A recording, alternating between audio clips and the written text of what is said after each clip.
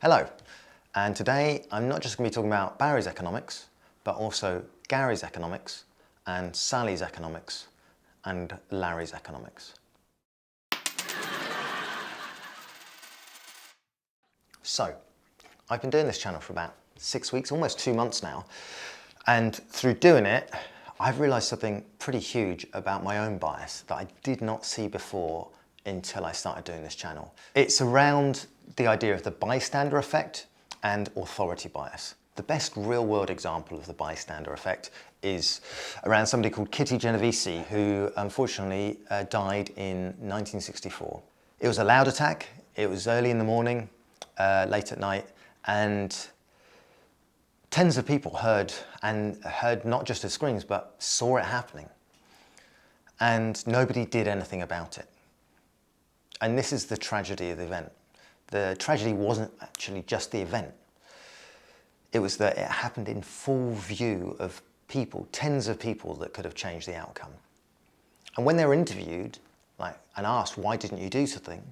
They all said, we thought somebody else was doing something about it.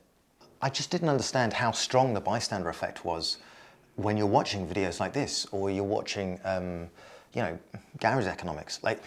I got into making these videos through being inspired by Gary Stevenson on Gary's economics and thinking, right, I can put my own spin on this experience of inequality from a different perspective.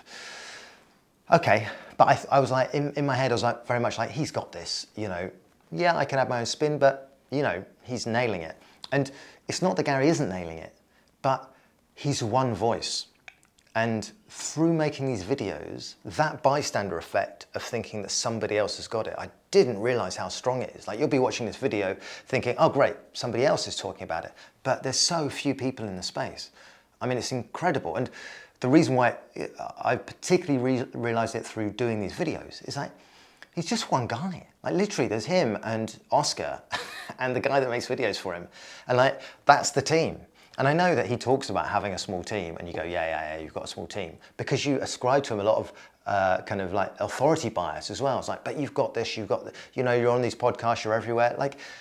My God,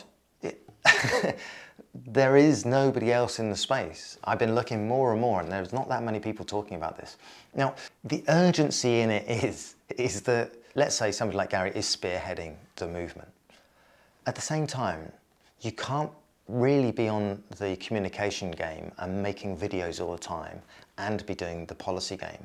So even if you say, right, Gary has got this, at the same time, if we do start looking at how to implement a wealth tax, you want him in that room, right? Because he's talking a lot of sense from an economics point of view. I don't see anyone else talking with a pragmatic, practical sense.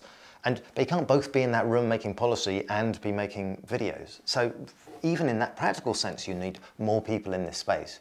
Which is why when I initially said, tongue-in-cheek, there should be a Larry's economics, a Sally's economics, it was true then, but it's even more true now. And that's where authority bias comes in. Because authority bias is a thing that I certainly felt, imposter syndrome, coming into this space. Of thinking, I don't really know, I haven't got that much to add. Hopefully I won't be muddying the waters by making this channel. But that feeling of not knowing what you have to add is actually quite healthy. I mean, there's a great quote by Charles Bukowski, which is, the problem with the world is that the intelligent people are full of doubts, while the stupid ones are full of confidence. Donald Trump, you should feel doubt. You should not feel confident coming into this space, but you should do it. Authority bias will dictate that you think, or we think, and certainly I thought, that other people are the experts. But no, actually the important message is inequality.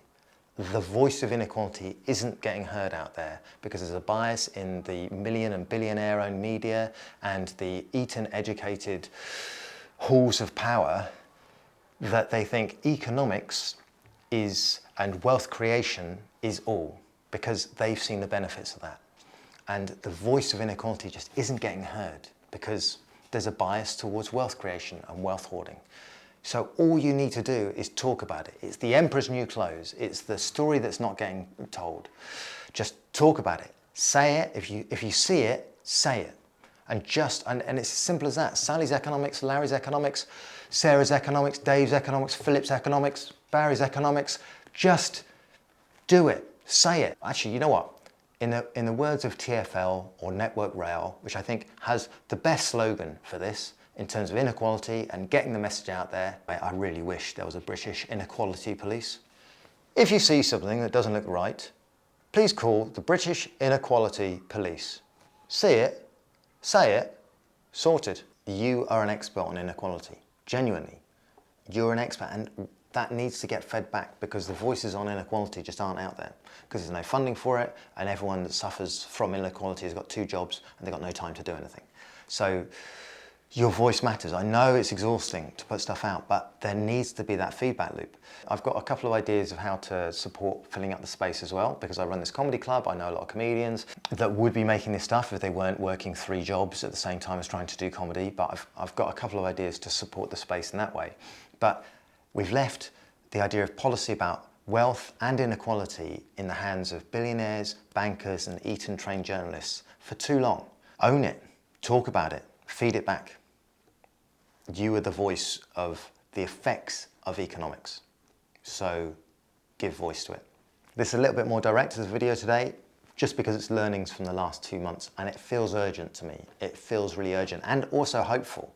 Your voice matters, so get it out there, and this is pretty much the only place you can. Well, unless anyone's listening to this and they own a newspaper, and in which case, what are you fucking doing? Get out there and put it on the front page of the newspaper. I don't know why I'm doing an Australian accent, but I think that's because in law you've got to pretend to be Rupert Murdoch, right? Because Rupert Murdoch owns all the newspapers. Does he own my mind as well? I think Rupert Murdoch owns my mind.